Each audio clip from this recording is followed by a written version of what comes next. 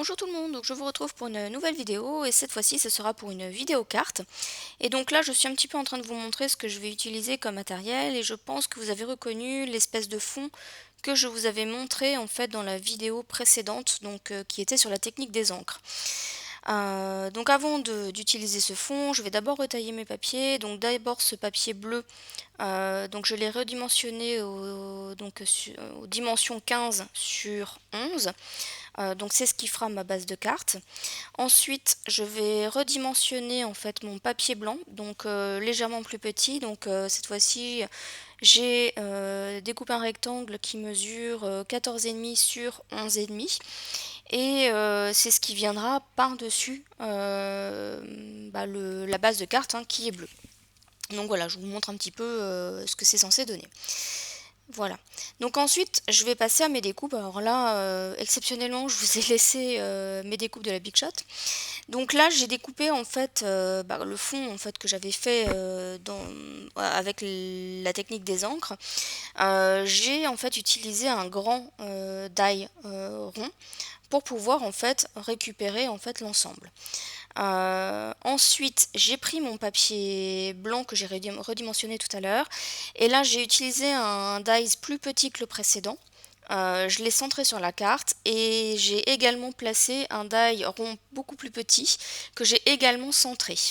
Bon, le fait de le centrer, le petit, ça n'a pas grande importance pour ma carte, mais voilà, disons que ça permet d'obtenir une découpe un peu plus sympa. Donc voilà ce que je vais dans l'idée faire. Donc je place mon papier blanc donc, dans lequel il y a la découpe ronde.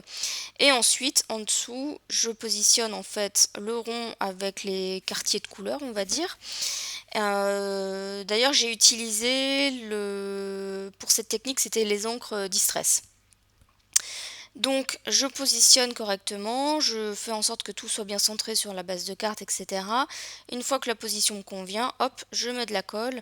Alors c'est collé entre guillemets grossièrement, mais c'est pas très grave, puisque de toute façon ça a pour vocation d'être caché, donc il n'y a pas trop de soucis.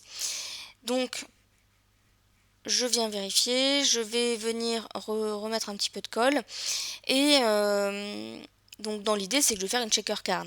Donc voilà, je vais plus ou moins positionner mes éléments de cette manière. Donc pour ma shaker card, en fait, ce que je vais faire, c'est que je vais prendre mon papier blanc, donc mon rectangle blanc, je vais retailler un morceau de rhodoïde. Bon, je l'ai plus ou moins, j'ai fait grosso modo, hein, j'ai pas cherché à mesurer ou quoi que ce soit. Je m'aide de mon rectangle blanc pour voir un petit peu quelle dimension je dois redimensionner le rhodoïde. Mais voilà, après, j'ai eu un peu de mal d'ailleurs à placer sur ma guillotine. Mais je m'en suis quand même sortie. Hop, voilà, on coupe une première fois et puis ensuite une seconde fois pour obtenir un espèce de, on va dire, carré rectangle. L'idée c'est de recouvrir en fait hein, la partie ronde qui était vidée en ayant suffisamment je dirais de surplus pour pouvoir coller le rhodoïde sur le papier blanc. Donc une fois que j'ai obtenu le carré ou rectangle à la bonne dimension, eh bien il me faut le fixer. Donc je l'ai fixé en fait au double face. J'ai un petit peu passé l'étape hein, parce que déjà j'ai mon double face, je crois il est un peu vieux et il a un peu mal vieilli on va dire. Et voilà, donc il a fallu que je me dépatouille un petit peu avec. Mais voilà, j'ai utilisé en tout cas ce double face pour coller mon rhodoïde. Là voilà, vous voyez, hein, je suis en train de le coller. Il n'y a rien de bien compliqué avec ça. Voilà, donc j'ai juste voilà, coller mon rhodoïde. Je revérifie bien ce que ça donne. Et ensuite, voilà, l'idée c'est que je vais placer mon petit rond blanc sur le centre parce que vous voyez que le centre en fait est pas très joli. Donc l'idée c'était de camoufler un peu ça et j'ai utilisé donc mon petit rond blanc. Le petit rond blanc, je vais le fixer en fait avec du double face sur le rhodoïde. J'ai hésité parce que j'aurais pu très bien le placer en dessous en fait. Hein, ça aurait été un petit peu plus galère puisqu'il aurait fallu le mettre au niveau de la même épaisseur euh, que le papier blanc. Je vais y arriver. Donc moi en tout cas voilà, j'ai choisi la simplicité et je l'ai placé sur le dessus. J'ai pris donc cette planche de tampon donc qui collait parfaitement au niveau de la forme. J'ai tamponné à la Memento. Alors j'ai voulu vous montrer le tamponnage, mais en fait la mise au point s'est jamais faite, donc j'ai laissé tomber. Et je vous ai mis en fin de vidéo en fait un gros plan sur le tamponnage. Comme ça vous pouvez mieux voir un petit peu ce que ça représente.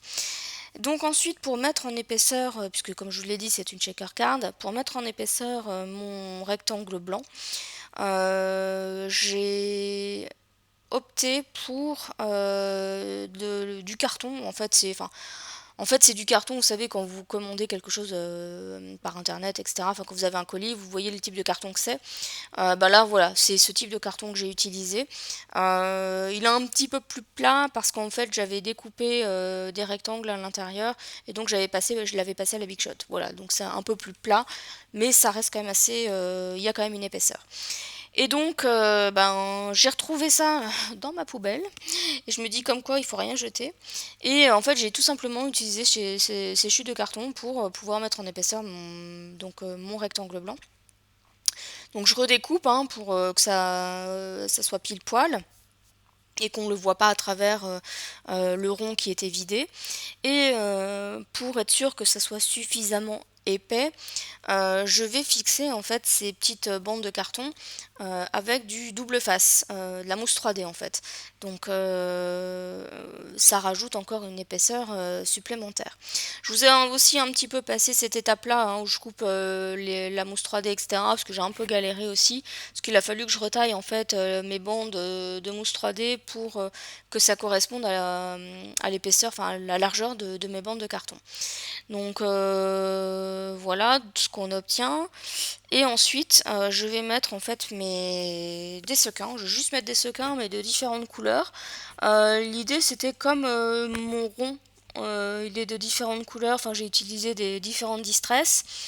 Donc, j'avais utilisé de bleu, une verte, une orange, une rouge. Alors j'avais utilisé ma Edge Mahogany, mais elle a un peu souffert, donc je pense que mon pad il est quasiment vide. Donc soit je rachète une encre, soit faudrait que je rachète un petit flacon d'encre pour recharger le pad. Enfin bon bref. Et donc l'idée c'était d'utiliser des sequins de différentes couleurs pour rappeler un peu cet aspect, je dirais, multicolore. Donc je les place un petit peu sur mon cercle. J'essaye de pas en mettre trop. Enfin, j'ai toujours du mal à bien doser en fait. J'ai toujours peur d'en mettre trop ou pas assez. Donc là au final, je me suis quand même pas trop mal débrouillée. Je trouve que j'ai mis la bonne quantité, enfin à mon sens. Donc voilà, j'ai mis des dorés, deux types de violettes, donc des violettes un peu holographiques et des violettes foncées. J'ai mis des verts un peu transparents, un vert un peu plus soutenu. J'ai mis deux types de bleu aussi, un bleu foncé et un bleu un peu transparent. J'ai mis du jaune. Enfin voilà, j'ai mis un peu de blanc aussi. Enfin vraiment, l'idée c'était de mettre différentes couleurs et qu'on retrouvait, je dirais plus ou moins dans les couleurs du cercle ou de ma carte en général. Donc là vous voyez j'étale un peu pour voir un petit peu ce que ça donne. Bon là je trouvais que c'était pas trop mal. Où est-ce que j'en ai rajouté? Oui, je crois que j'en ai encore rajouté. Je crois que c'est là que je rajoute mon bleu foncé, parce qu'au départ j'avais pas mis de bleu foncé. Et je trouvais que ça manquait un peu. J'ai peut-être même rajouté le blanc ensuite, je me souviens plus. Ouais, je rajoute mes sequins blancs. Donc j'en mets vraiment pas beaucoup en fait, parce que encore une fois, comme je vous le dis, j'ai toujours peur d'en mettre un peu trop, et que du coup que ça fasse pas très joli. Et donc ensuite, pour fixer mon rectangle blanc sur ma base de carte, eh bien, je rajoute du double face, là où j'ai mis du relief en fait, tout simplement. Donc là aussi j'ai un peu passé cette étape et malheureusement, je sais pas ce qui s'est passé, j'ai perdu la fin de la vidéo. Donc je vous ai mis des photos en fait à la fin pour que vous puissiez voir le résultat final.